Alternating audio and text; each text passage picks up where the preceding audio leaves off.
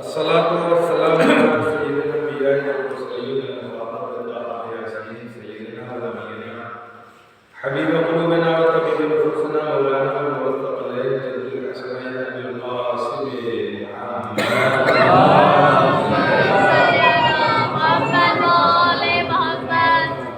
وعلى أهل بيته الطيبين الطاهرين المعصومين المهدوين والمعين ولعنة الله على أعدائه وغاصبي حقوقهم ومنكري فضائلهم ومصائبهم المحيين ومكتوبهم إلى قيام الدين آمين يا رب العالمين يا محمد وعلى الطاهرين وبعد الله تبارك وتعالى في القرآن المجيد وهو الصادقين وقوله الحق بسم الله الرحمن الرحيم وجعلناهم أئمة يهدون بإذننا صلوات اللهم صل على محمد وعلى محمد. ارشاد پروردگار عالم نے کہا کہ ہم نے انہیں امام بنایا اور ہمارے ہی امر سے ہمارے ہی حکم سے وہ لوگ ہدایت کرتے ہیں. گویا آیت کے اس ٹکڑے نے صاف واضح کر دیا کہ یاد رکھو امام وہ ہوتا ہے جو اللہ کے حکم سے ہدایت کرتا ہے. امام وہ نہیں ہوتا جو اپنے نفس سے رسول کے زمانے کی حلال کی چیزیں حرام کر رہی ہے. امام وہ ہوتا ہے جو اللہ کے حکم سے اللہ کے امور کی ہدایت کرتا ہے. اور شاید یہی وجہ ہے کہ بعد شہادت رسول دو طریقے کی فکریں چلی. ایک فکر یہ کہ ہمیں حکومت کسی بھی طریقے سے حاصل کر لینا ہے، چاہے مظلوموں کا خون بہانا پڑے، چاہے اعلان رسالت کو پیروں تلے کچل کر کے پیروں تلے روڑ کر کے جا کر کے خلافت پر قبضہ کرنا پڑے، چاہے اس کے لیے ہمیں قرآن کے مقابلے میں کھڑے ہونا پڑے، لیکن ہمیں حکومت چاہیے، ہمیں حکومت حاصل کرنی ہے. یا دوسری فکر یہ چلی کہ ہمیں خدا کی رضا کے لیے سب کچھ کرنا ہے. ظاہری حکومت ظاہری خلافت رہے نہ رہے کوئی فرق نہیں پڑتا، ہمیں خدا کے حکم سے ہدایت کرنا ہے، ہمیں خدا کے امور کی ہدایت کرنا ہے. یہی وجہ تھی کہ جب وہ آئی تھی عورت اور آنے کے بعد سے شہزادی کونین سے اس نے سوال کیا تھا کہ بی بی یہ بتا دیجئے کہ ہم آپ کے شیعہ ہیں کہ نہیں ہیں، تو شہزادی نے فیصلہ کل لہجے میں کہا تھا کہ یاد رکھو اگر تم ہمارے امور کی پیروی کرتے ہو، ہمارے نواہی سے دور رہتی ہو تو تم شیعہ ہو ورنہ شیعہ نہیں ہو.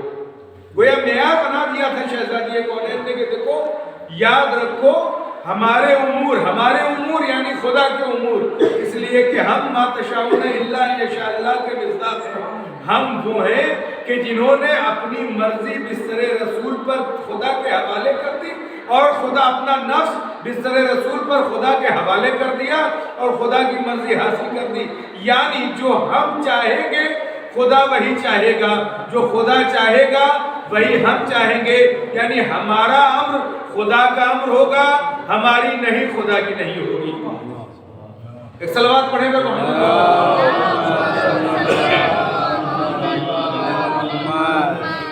اور اس پیغام کو پہنچانے کے لیے، اس کام کے لیے، خدا کے امر کو عام کرنے کے لیے ہمیں کوئی بھی مصیبت اٹھانی پڑے ہم شوق سے اٹھائیں گے. ہمارے لیے کوئی بھی مسئلہ ہو ہم یہ دیکھیں گے کہ خدا کا دین پھیل رہا ہے کہ نہیں پھیل رہا. ہمیں اگر پریشانی ہو رہی ہے، ہمیں اگر مصیبت ہو رہی ہے تو ہم برداشت کرنے کے لیے تیار ہیں.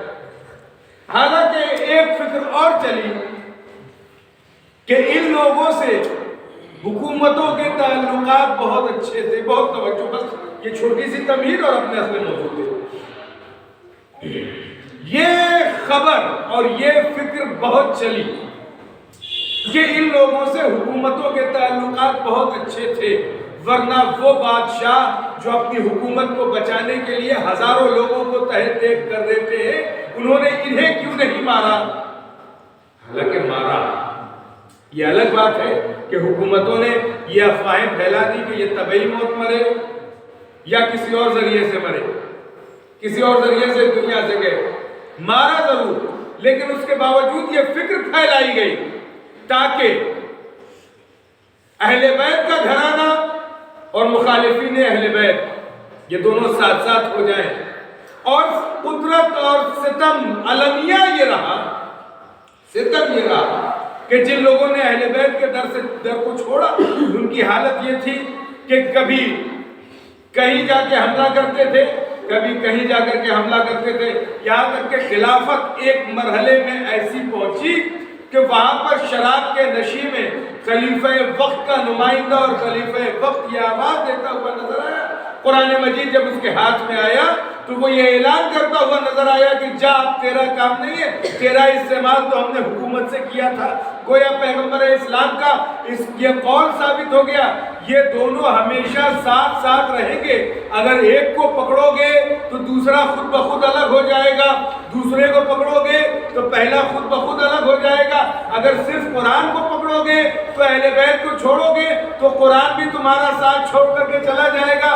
صرف اہل بیت کو پکڑو گے, قرآن کو چھوڑو گے, پھر بھی صرف قرآن کو چھوڑو گے, پھر بھی قرآن تمہارے ساتھ ساتھ تمہارا ساتھ, تم چھوڑ دو گے قرآن کو. گویا یہ اس بات کی تائید ہو گئی کہ دیکھو تم نے اہل بیت کو چھوڑا تھا, ایک وقت یہ بھی آیا کہ تم نے خود کہا کہ قرآن بھی کافی نہیں. اب مجھے یہ سوال کرنے کا حق ہے کہ کہاں ہیں وہ افراد کہ جنہوں نے کہا تھا ہمارے لیے قرآن کافی ہے؟ آپ کا نمائندہ قرآن چھوڑ رہا ہے, آئیے قرآن کو بچائیے. اور یہ فکر چلی کہ ان لوگوں کی بہت اچھی دوستیاں تھیں, اگر دوستی نہیں ہوتی تو محبت تو مدد کیوں کرتے؟ اکثر تاریخ بھری پڑی ہے, آپ اکثر سنا کرتے ہیں کہ کوئی بھی مسئلہ درپیش ہوا فوراً ایک ہی دروازے پر پہنچے, اور اگر ایسا نہیں ہوتا تو بڑا مشہور قول جو ہے کہ اگر علی نہیں ہوتے تو میں ہلاک ہو جاتا, تاریخ میں نہیں ہوتا. بہرحال فکر یہ کہ چھوڑا, مارا نہیں. حالانکہ اس کا بہت ہی آسان اور صاف جواب یہ ہے کہ زندگی اور موت خدا کے ہاتھ میں ہے. خدا جسے چاہے گا زندہ رکھے گا, جسے چاہے گا اگر خدا کی مرضی ہوگی تبھی مارا جا سکتا ہے. اور یہی وجہ ہے کہ مولا کائنات نے نہج البلاغہ میں ایک جگہ ارشاد فرمایا, نہج البلاغہ میں مولا کائنات کا یہ قول موجود ہے کہ میں میدان جہاد میں اپنی قوت بازو کے بھروسے نہیں لڑتا, نصرت خدا کے بھروسے لڑا کرتا ہوں, خدا کی مدد کے بھروسے لڑا کرتا ہوں. بہت آسان تھا خیبر کا در اکھاڑ لینے کے بعد وہ دروازہ کہ جسے 40 پہلوان مل کر کے کھولا کرتے تھے اور بند کیا کرتے تھے, 2 انگلیوں پر اکھاڑنے کے بعد بہت آسان تھا مولا کائنات کے لیے کہ مولا کائنات یہ بتا دیتے کہ یہ میری ریاضتوں کا نتیجہ ہے کہ میرے پاس اتنی طاقت آئی کہ 2 انگلیوں پہ اکھاڑ لیا. مولا کائنات نے یہ اعلان کر کے بتایا دیکھو ہمارے پاس جو کچھ بھی ہے وہ خدا کا عطیہ ہے. ہم نے یہ جو در خیبر اکھاڑا ہے یہ اپنی طاقت سے نہیں اکھاڑا ہے, الہی طاقت سے اکھاڑا ہے. اب الہی ہو سکتا ہے کہ یہ اعتراض ہو جائے کہ جب الہی طاقت سے اکھاڑا ہے تو کمال کون سا ہے؟ میں یہی کہوں گا کہ الہی طاقت سے اکھاڑا ہے یہی کمال ہے. ارے اگر آپ کو اعتراض ہے تو خود کے اندر اتنا کمال پیدا کیجئے کہ وہ الہی طاقت آپ کی صلوات.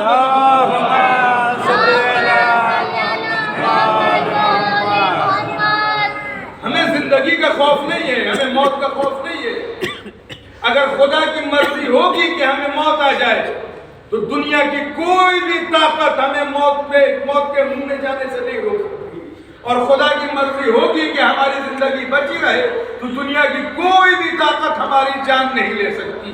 اور تاریخ شاہد ہے ائمہ اطہار علیہ السلام کو 12 زہر دیا گیا، لیکن شہادت تب واقع ہوئی جب مرضی خدا موجود رہی، مرضی خدا رہی.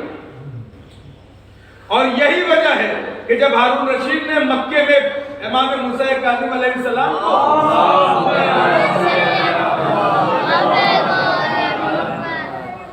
ذلیل کرنے کے لیے، بہت توجہ، ذلیل کرنے کے لیے کچھ سوالات پوچھے اور کہا کہ اگر آپ نے یہ جواب نہیں دیا تو صفا اور مروہ کے درمیان ہم آپ کو قتل کرا دیں گے، آپ کو شہید کرا دیں گے. تو ہارون نے تو یہ کہہ دیا، ہارون کا غلام پاس میں کھڑا ہوا تھا اور پاس میں کھڑے ہوئے غلام نے یہ آواز دیا کہ آقا آپ حرم الہی میں قتل کرنے کے لیے کہہ رہے ہیں، حرم الہی میں تو قتل کرنا حرام ہے. امام مسکرائے تو ہارون متوجہ ہوا، اس نے کہا مسکرائے کیوں؟ فرمایا مجھے ہنسی آ رہی ہے کہ پتہ نہیں تم دونوں میں بڑا احمق کون ہے، وہ جو مجھے بغیر مرضی خدا کے مارنا چاہتا ہے یا وہ جو میری موت کے لیے مجھے موت سے بچانے کے لیے شفاعت کر رہا ہے. یاد رکھو اگر موت یہاں آنی ہوگی تو دنیا کی کوئی طاقت بچا نہیں سکتی، اور اگر خدا بچانا چاہے تو دنیا کی کوئی طاقت مار نہیں سکتی ہے. صلوات پر محمد.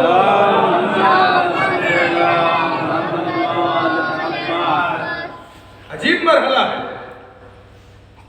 بلاتا ہے اور بلانے کے بعد سے یہ سوال کرتا ہے، میں نے سنا ہے، بہت توجہ، بلانے کے بعد سے یہ سوال کرتا ہے، میں نے سنا ہے کہ آپ لوگوں سے خفیہ طور پر بیعت لے رہے ہیں چھٹے امام کی شہادت کے بعد. تو ایک ماحول ہی الگ ہو گیا تھا، ایک گروہ الگ ہو گیا کہ وہ جو جناب امام جعفر صادق علیہ السلام کے بڑے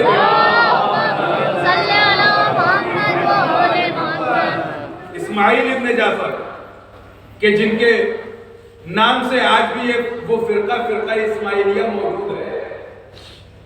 ایک عقیدہ تو یہ ہو گیا کہ وہ امام تھے، لیکن چونکہ 7ویں امام کو امام بنانا تھا اس لیے انہیں موت کی شکل دے کر کے دور کر دیا. کہیں فرقہ افطہی شروع ہو گیا. عجیب ماحول، عجیب زمانہ، عجیب دور. اور اس وقت بلائے امام کو طلب کیا گیا اور امام سے سوال کیا گیا کہ ہم نے سنا ہے کہ آپ خفیہ طور پر، بہت توجہ کیجیے گا، ہم نے سنا ہے کہ آپ خفیہ طور پر لوگوں کی بیعت کر رہے ہیں. تو امام نے فرمایا آنکھوں میں آنکھیں ڈال کر کے، امامت کے گھرانے کی شان یہ ہے کہ ظالم کے آنکھوں میں آنکھیں ڈال کر کے بات کرتے ہیں. ہاتھ کھلے ہو تب بھی، ہاتھ بند ہو تب بھی، آزاد ہو تب بھی، قیدی ہو تب بھی. جب یہ بولتے ہیں تو پھر کوئی نہیں بولتا، اور جب یہ بولتے ہیں تو باطل حکومت کے بنیادوں کو ہلا کر کے رکھ دیتے ہیں. سوال کیا کہ آپ خفیہ طور پر بیعت لے رہے ہیں. جواب دیا کہ مجھے اعلانیہ طور پر بیعت لینے سے کون روک سکتا ہے کہ میں خفیہ طور پر بیعت کروں. تو غصے میں آگے کہتا ہے کہ آپ اپنے آپ کو بادشاہ سمجھتے ہیں؟ ہاں بادشاہ تو میں ہوں. کیا تیری بادشاہت اور میری بادشاہت میں فرق ہے؟ تو لوگوں کے سروں کا بادشاہ ہے، میں لوگوں کے دلوں کا بادشاہ ہوں. یاد رکھ، دائمی حکومت دلوں کے بادشاہوں کی ہوتی ہے، سروں کے بادشاہوں کی نہیں ہوتی. کیا شان ہے، کیا شان ہے. ہر دور میں ائمہ اطہار علیہ السلام نے دکھایا کہ دیکھو ہم دلوں کے بادشاہ ہیں، دلوں کے بادشاہ ہیں، سروں کے بادشاہ نہیں ہیں، لوگوں کے بادشاہ نہیں ہیں. اگر صرف سروں کے بادشاہ ہوتے تو جانور ہماری اتباع نہیں کرتا، جانور ہم سے محبت نہیں کرتا. وہ امام حسین علیہ السلام نے میدان کربلا میں بھی دکھا دیا تھا کہ دیکھو جانوروں پہ تمہارا اختیار نہیں ہے، تمہاری حقیقت یقیناً دنیاوی ہے، لیکن جب ہماری حکومت کی بات آئے گی تو ہماری حکومت انسانوں پر بھی ہے، حیوانوں پر بھی ہے. 7ویں امام نے بھی دکھا دیا کہ دیکھو ہماری حکومت لوگوں کے سروں پہ بھی ہے، لوگوں کے دلوں پہ بھی ہے. اور یاد رکھنا، دلوں کی حکومت جو ہوتی ہے وہ سروں کو جھکاتی ہے، صرف سر پر اگر حکومت کرو گے تو جب تک خوف رہے گا، جب تک لالچ رہے گا، تب تک لوگ جھکیں گے، اور جیسے ہی تمہاری حکومت ختم ہو جائے گی لوگ تم سے پیچھے ہٹ جائیں گے، اور دلوں سے حکومت جب ہوگی تو یاد رکھو ابھی نہیں دنیا رہتی، دنیا تک لوگ تم سے محبت کرتے ہوئے نظر آئیں گے۔ یہی وجہ ہے کہ بغداد میں کاظمین میں ہارون کا روزہ نہیں ملے گا، کاظمین شریف موجود ہے۔ صلوات پر محمد اللهم صل على محمد وآل محمد۔ اور جب یہ جواب ملا تو اس نے پلٹ کر کے سوال کیا کہ کیا ہمارے رسول نہیں ہیں؟ کیا ہمارے رسول سے رشتہ داری نہیں ہے؟ تو فرمایا کہ یقیناً تیرے رسول سے رشتہ داری ہے، لیکن تیری رشتہ داری اور ہماری قرابت میں فرق ہے۔ کہ کیسے فرق ہے؟ کہ فرق یہ تو واقعہ اکثر ہوا ہے، 7ویں امام سے بھی ہوا، 9ویں امام سے بھی ہوا، جب روضہ رسول کی زیارت کرنے کے لیے بادشاہ پہنچا اور روضہ رسول کی زیارت کرتے ہوئے اس نے آواز دیا السلام علیکم یا ابن العم، تو امام نے وہیں پر موجود تھے، وہ رسول سے اپنی رشتہ داری بتانا چاہ رہا تھا، آواز دیا السلام علیکم یا ابن العم، اے میرے چچا کے بیٹے آپ پر سلام۔ تو جیسے یہ جملہ سنا امام نے پلٹ کر کے پھر روضہ رسول سے مخاطب ہو کر کہا السلام علیکم یا جدہ، اے ہمارے جد آپ پر سلام۔ امام نے یہی جواب دیا کہ تو قیامت کے دن جب پیغمبر اسلام سے ملے گا تو یہ ابن العم کہہ کر کے سب سلام کرے گا، میں قیامت کے دن جب رسول اللہ سے میں ملوں گا تو جد کہہ کر کے سلام کروں گا۔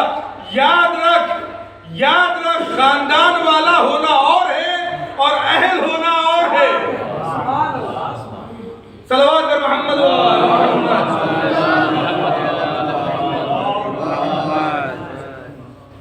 تو اس طریقے سے، اور پھر سلسلہ تو مظالم کا آگے بڑھتا چلا گیا۔ آپ کو بھی معلوم ہے کہ کس طریقے سے مظالم ہوئے۔ اگر آپ دیکھیں تاریخ اسلام کا المیہ یہ ہے کہ جو بھی حکومتیں آئیں وہ ان کے مقابلے میں آئیں، خلافتیں ہوں، ملوکیتیں ہوں، جو بھی ہوں، اور پہلا ثمر اہل بیت سے دور ہونے کا جو نکلا، جو بڑے پیمانے پہ نکلا، اسے یزید کہتے ہیں۔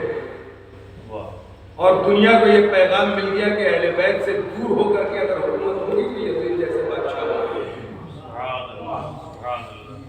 اور صرف یہی نہیں، سلسلہ اور آگے بڑھا، لیکن پھر بھی اتنا ایک شعور اتنا پیدا ہو گیا تھا کہ یزید کے بیٹے نے خلافت کو لات مار دیا، سازشن مروان کو حکومت ملی، جسے مروان حمار کو کہا جاتا ہے، یا دوسرے لفظوں میں یوں کو کہ اہل بیت سے دور ہونے کی وجہ سے نقصان یہ ہوا عالم اسلام کو کہ یا تو یزید جیسے تخت پہ بیٹھے یا مروان حمار جیسے تخت پہ بیٹھے۔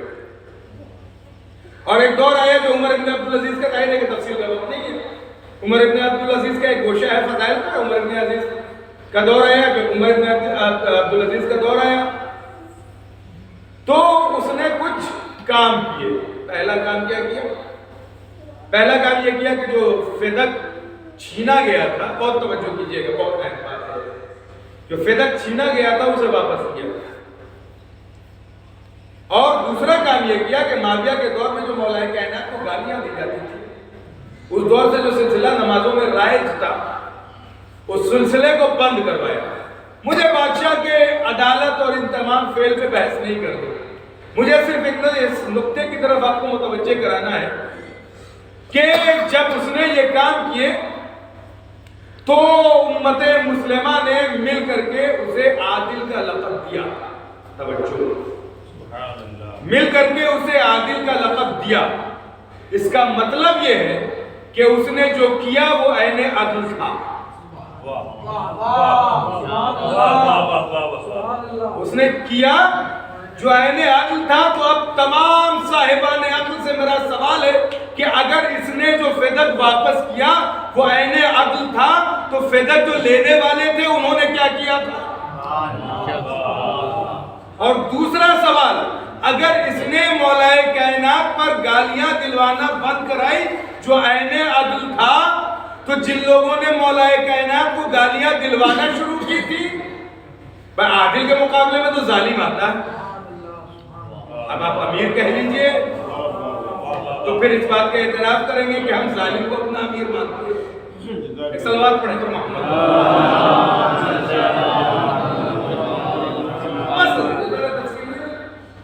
اور سلسلہ آگے بڑھتا چلا کہ یہاں تک کہ قتل حسین کے بدلہ لینے کے لیے، انتقام قتل حسین کے بہانے سے بنو عباس حکومت پر فائز ہوئے، اور بنو عباس حکومت پر جب فائز ہوئے، حکومت یا اس طرح سے کہیں کہ قتل حسین کا بدلہ لینے کے بہانے بنو عباس نے حکومت پر قبضہ جمانا شروع کر دیا اور جمایا، اور جب قبضہ جمایا تو انہوں نے جو سارے کام شروع کیے ان میں جو بہت زیادہ سخت کام اور اہم کام تھا وہ یہ تھا کہ جتنے علوی سادات ہیں انہیں مار دیا جائے۔ کیوں؟ اور خصوصاً یہ کرنا کیوں؟ اس لیے کہ اگر یہ زندہ رہیں گے تو ان کا نام ہوتا رہے گا، اور اگر یہ مار دیے جائیں گے تو نہ رہیں گے، نام لینے والا ہوگا۔ انہیں کیا معلوم کہ جو نام خدا پر اور راہ خدا میں اپنا سر کٹاتے ہیں، راہ خدا میں شہید ہوتے ہیں، خدا نے ایک وعدہ کیا ہوا ہے، تم ہمارا ذکر کرتے ہو، ہمارے ذکر میں اگر قربانی دو گے تو ہم تمہارے ذکر کا قربانی دیں گے، اور پھر جب تک میرا ذکر رہے گا میرے ذکر کے ساتھ ساتھ رہے گا، اور میں ختم ہونے والا نہیں، تو جب میں ختم نہیں ہونے والا ہوں تو میرا ذکر بھی نہیں ختم ہونے والا، اور جو میرے ذکر کے ساتھ ہیں ان کا ذکر بھی نہیں ختم ہونے والا۔ تو یہ سلسلہ چلتا رہا یہاں تک کہ ساتویں امام کا جب دور آیا تو وہاں بھی مظالم کی انتہا۔ سب سے پہلا کام قید کرایا، اور قید کرنے کے بعد عجیب معاملہ ہے، عجیب معاملہ، بڑی بڑی شخصیات، مجھے بیان کچھ اور کرنا تھا لیکن بہرحال وقت نہیں ہے، ایک اشارہ کرتے ہیں تو چلوں شاید کبھی اشارہ کیا بھی ہو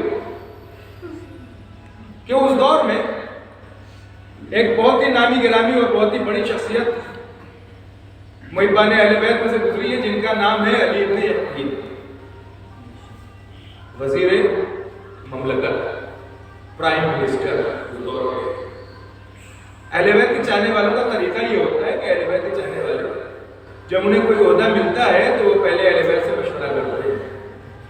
دو شخصیات ہیں اور دونوں نے امام سے مشورہ کیا، ایک کو امام نے کہا لے لو، ایک سے امام نے کہا چھوڑ دو۔ علی ابن یقین سے جب کہا، علی کے وزارت عظمیٰ کی جب آفر ہوئی تو امام کے پاس آئے، امام سے پوچھا کہ مولا کیا کریں؟ کہا علی ابن یقین وزارت عظمیٰ لے لو، وزارت عظمیٰ لے لو۔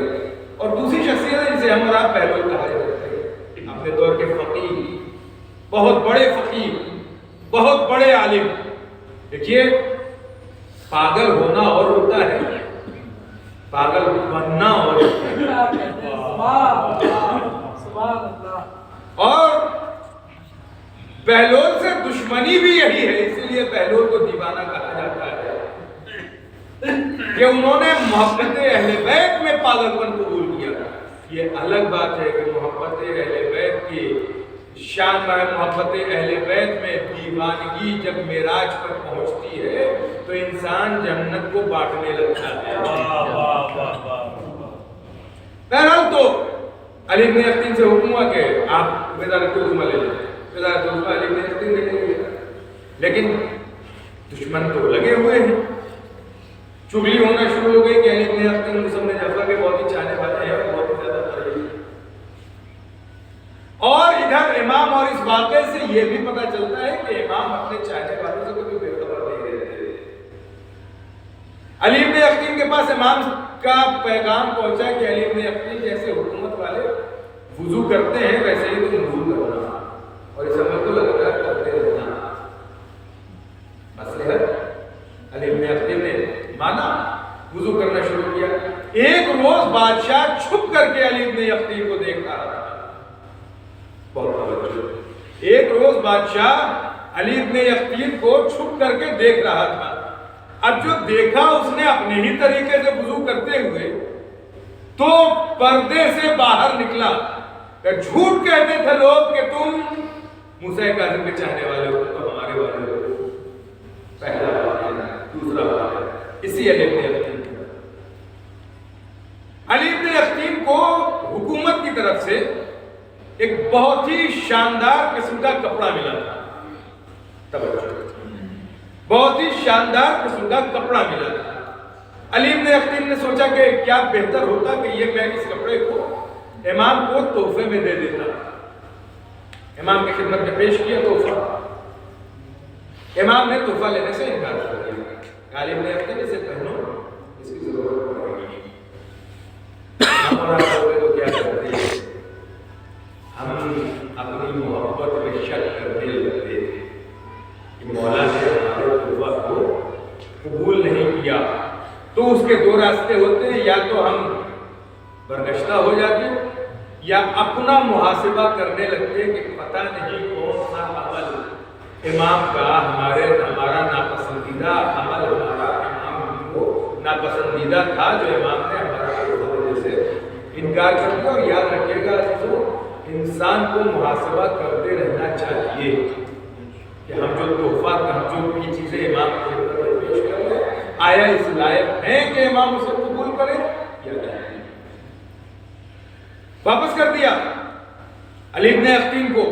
علی ابن یقطین نے سمجھ گئے, علی ابن یقطین سمجھ گئے کہ مصلحت کچھ ایسی ہے کہ امام نے واپس کر دیا. پھر وہی چغلی کرنے والے انہوں نے بادشاہ سے کہا کہ دیکھو یہ موسیٰ ابن جعفر سے بہت زیادہ محبت کرتے ہیں, دیکھو تمہارا دیا ہوا کپڑا امام کو دے دیا. جیسے ہی یہ سنا اور علی ابن یقطین دربار میں داخل ہو رہے ہیں اور بالکل وہی کپڑا پہنے ہوئے جو حکومت کی طرف سے دیا گیا تھا. یہ دو واقعات تھے جس سے حکومت میں علی ابن یقطین کی پیٹ بڑھی. اس کا سب سے بڑا فائدہ یہ ہوا کہ وہ جو سادات کرام پر علویوں کے اوپر جو مظالم ہو رہے تھے وہ مظالم کم ہوئے. یہ امام کے مسئلے ہے. اور اس کے بعد سے سلسلہ آگے بڑھتا رہا. ظاہر ہے کہ وقت ختم ہو چکا ہے. ایک چھوٹا سا واقعہ اور آپ کی ذہن واقعہ بڑا مشکل. آپ اکثر و بیشتر اس واقعے کو سنا کرتے ہیں. بس ایک نتیجہ دیکھیں کہ جب امام کی بڑھتی ہوئی مقبولیت دیکھی اور زندان میں جب قیدی بنایا ہوا تھا, بہت توجہ کیجیے گا اس لیے کہ امام کے بچپن کا ایک واقعہ تھا کہ امام جعفر صادق علیہ السلام کے پاس ایک شخص آیا اور آنے کے بعد کہا کہ موسیٰ ابن جعفر ایک ایسی جگہ نماز پڑھ رہے ہیں کہ جہاں سے لوگوں کا گزر ہو رہا ہے. بہت توجہ. موسیٰ ابن جعفر ایک ایسی جگہ نماز پڑھ رہے ہیں جہاں پر سے لوگوں کا گزر ہو رہا ہے, وہاں پہ نماز کو کیسے پڑھ سکتے ہیں, ان کا دھیان بار بار بھٹکا ہوگا. تو امام نے فرمایا کہ تم کیوں نہیں موسیٰ ابن میرے فرزند سے کیوں نہیں پوچھ لیتے ہو. آنے والا آیا اور آنے کے بعد سے بہت توجہ. آنے والا آیا اور آنے کے بعد سے سوال کیا کہ لوگوں کے راستے پر کہ جہاں سے لوگ آ رہے ہیں جا رہے ہیں, آپ وہاں پر کھڑے ہو کر کے نماز پڑھ رہے ہیں, کیا آپ کا دھیان نہیں بھٹکتا؟ تو امام مسکرائے اور امام نے مسکرانے کے بعد سے جواب دیا کہ میرا خدا مجھ سے دور ہوا کب تھا کہ اس کی وجہ سے دھیان بھٹکتا. لوگ دھیان بھٹکاتے, ارے میرا خدا تو وہ ہے جو میرے رگے جان سے زیادہ قریب ہے. میرا خدا تو وہ ہے جو میرے رگے جان سے زیادہ قریب ہے. توجہ کی یہ حالت ہے.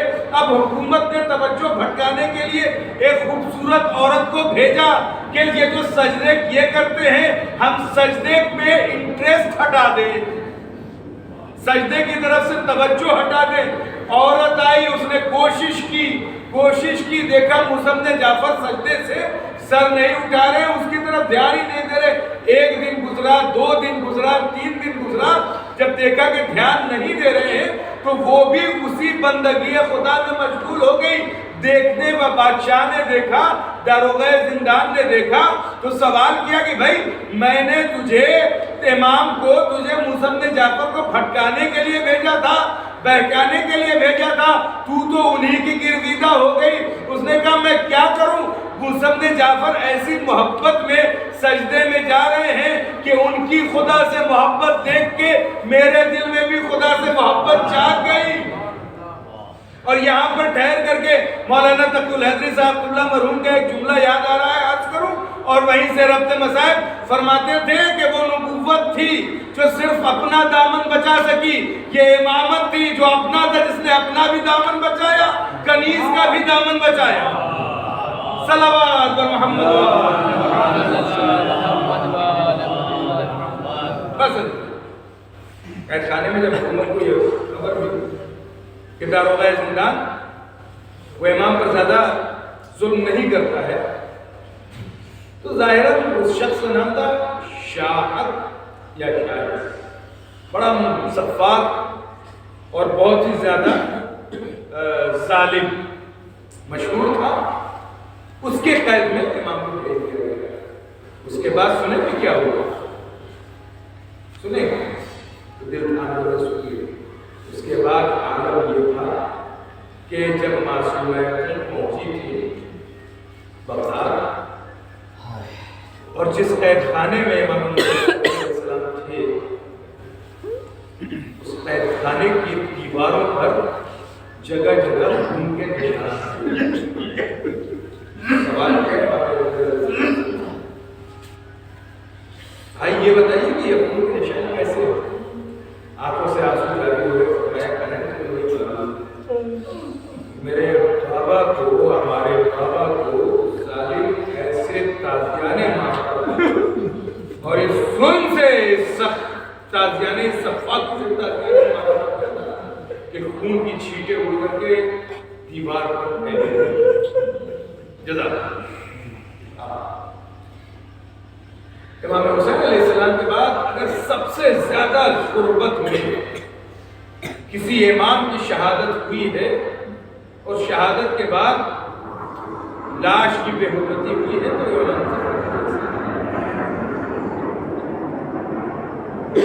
اتنی زیادہ تازیانے مارے جاتے تھے، اتنے زیادہ تازیانے مارے جاتے تھے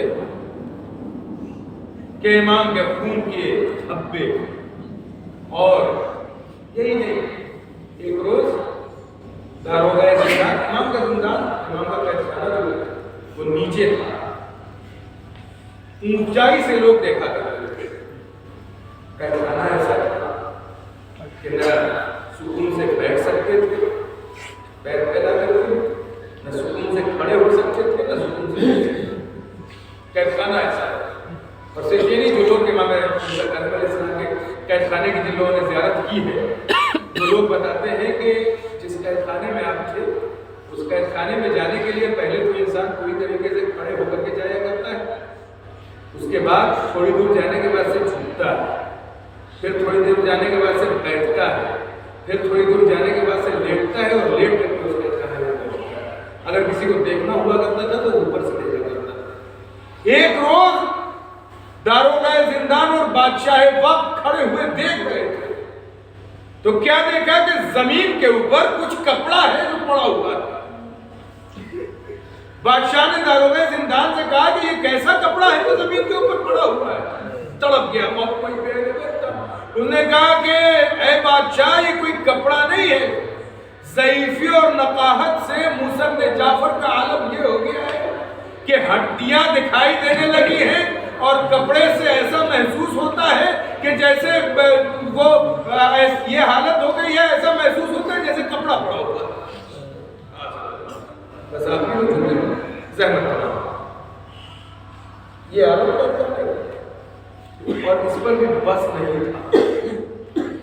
اب دو روایتیں ہیں، ایک روایت خرمے کی ہے اور ایک روایت انگور کی ہے، کہ انگور یا خرمے میں زہر ملا کر کے امام کو اور تناول کرنے سے پہلے امام نے داروغہ زندان کو دکھایا کہ دیکھو اس میں زہر ملا ہوا ہے۔ پاس کھڑے جانور کی سمجھ پھینکا، جانور نے کھایا، فوراً مر گیا۔ لیکن امام نے فرمایا کہ مجھ پر اس اثر کا، زہر کا اثر 3 روز بعد ہوگا۔ اور اس کے بعد امام نے وصیت کی، میرا بیٹا آیا کفن دے گا शहादत हो गई इमाम की। तो खुद रावी ये कहता है कि मैंने देखा कि एक हसीन व जमील जवान आया और आने के बाद से उसको कफन दिया, नमाज जनाजा पढ़ाया, गुस्ल दिया, कफन दिया, नमाज जनाजा पढ़ाया, और नमाज जनाजा पढ़ाने के बाद से वो जवान चला गया। हुकूमत को खबर हुई, मैं तो हाथों को जोड़ूंगा, 8वें इमाम से मौला कम से कम इमाम कैद खाने में थे, लेकिन आपको ये नसीब हो गया कि आपने अपने बाबा को गुस्ल भी दिया, कफन भी पिन्हाया, नमाज जनाजा भी पढ़ाई पिन्हाई, आप आज़ाद थे ना, मोजज़े से पहुंच गए थे। सैयद सज्जाद क्या करे, मैदान करबला में मौजूद है, लेकिन ये हालत नहीं है, हाथों में हथकड़ियां हैं, पैरों में बेड़ियां हैं, बाप का जनाजे को गुस्ल न दे सकते हैं, न कफन पिन्हा सकते हैं, न नमाज जनाजा पढ़ा सकते हैं। जज़ाकुमुल्लाह। जब हुकूमत को खबर मिली ना, जब हुकूमत को खबर मिली तो एक ऐलान कराया गया कि ये अपनी तबीयत मोतबरे हुकूमत का इनके जनाजे, इनके कत्ल होने में कोई हाथ नहीं है। और उसके बाद गुलामों के हवाले कर दिया गया जनाजा, गुलामों के हवाले कर दिया जनाजा। और गुलाम ये आवाज दे रहे थे, गुलाम ये आवाज दे रहे थे कि ये रावजियों का इमाम है, ये रावजियों का इमाम है। जब काफिला एक पुल पर पहुंचा, जिसे पुले बगदाद आप कहते हैं, पुले बगदाद पर पहुंचा, वहां चाहने वाले ने देखा तो क्या देखा कि गुलाम आवाज दे रहे हैं, ये रावजियों का इमाम है। आया और आने के बाद से गुलामों को पैसा दिया, इमाम के जनाजे को अपने हाथ में अपने कब्जे में लिया, और उसके बाद से इमाम के जनाजे को काज़मैन में ले जाकर के दफन किया। हाँ, बस फर्क है एक फर्क है। फर्क क्या है इमाम सैयद सज्जाद की कैद में और इमाम मूसा काज़िम अलैहिस्सलाम के कैद में? मैं दोनों हाथों को जोड़ूंगा इमाम सैयद सज्जाद से, मौला आप यकीनन कैदी थे, लेकिन आपकी शहादत के वक्त आपके हाथ खुल चुके थे, आपके पैरों में बेड़ियां नहीं थी। हाय 25 रजब को एक जनाजा उठा है कि हाथों में हथकड़ियां भी है, पैरों में बेड़ियां भी है। हाय मूसा काज़िम, वाह मोहम्मद की सदाए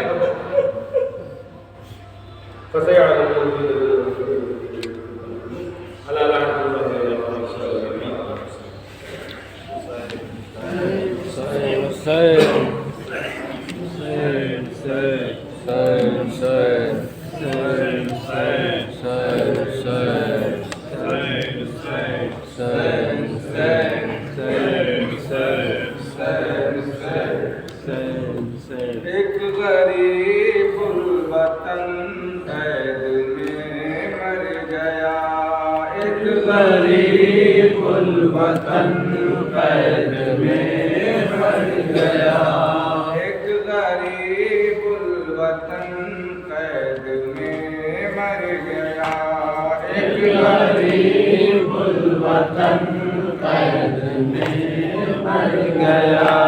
पुल पे बगदाद के है जनाजा रखा, एक गरीब वतन कैद में मर गया, एक गरीब वतन कैद में मर गया।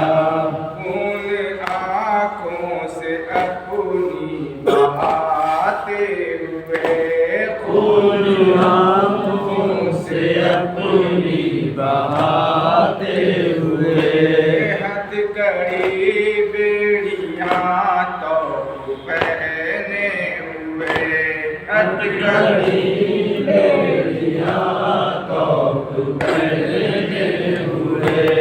कैद सज्जाद की याद करता हुआ एक गरीब वतन कैद में मर गया, एक गरीब वतन कैद में मर गया। जिसके 18 बेटे जमा साल थे, जिसके 18 बेटे जमा साल थे, उसकी मैयत को मजदूर लेके चले, उसकी मैयत को मजदूर लेके चले। बैन करती चली साथ में सैयदा, एक गरीब वतन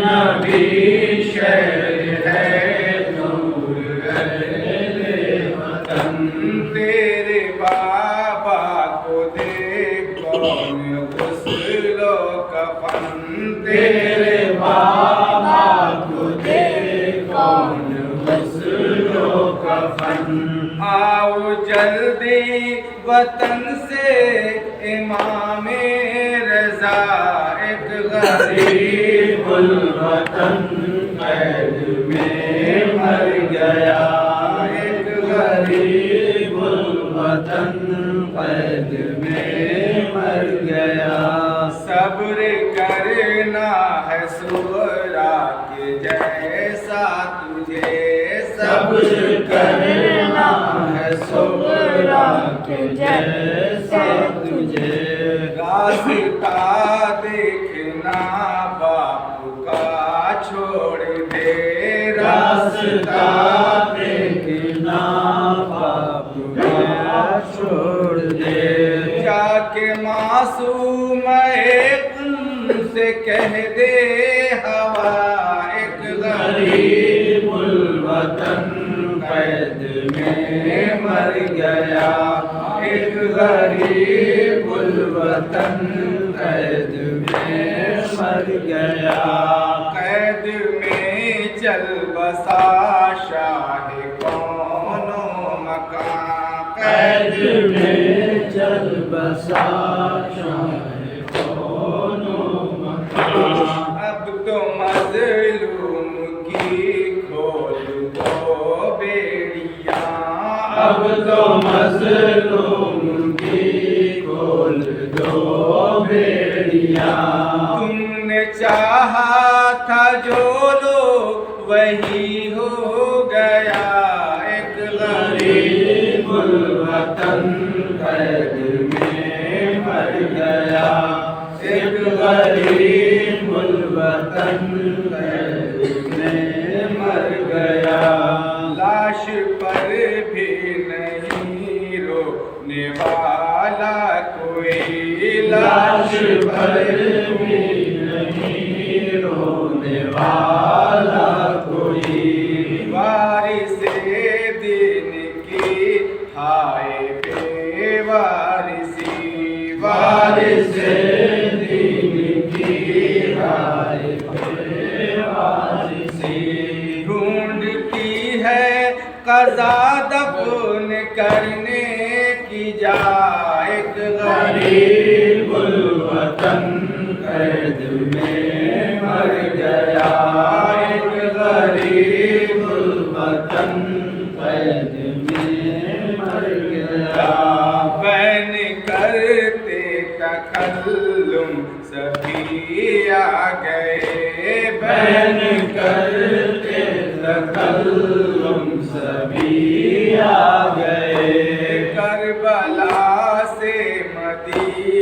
کربلا سے مدینے سے اور شام سے کربلا سے مدینے سے اور شام سے 14 برسوں کا قیدی رہا ہو گیا غریب الوطن قید میں مر گیا ایک غریب الوطن قید میں مر گیا پل پہ بغداد کے ہے جنازہ رکھا ایک غریب الوطن قید میں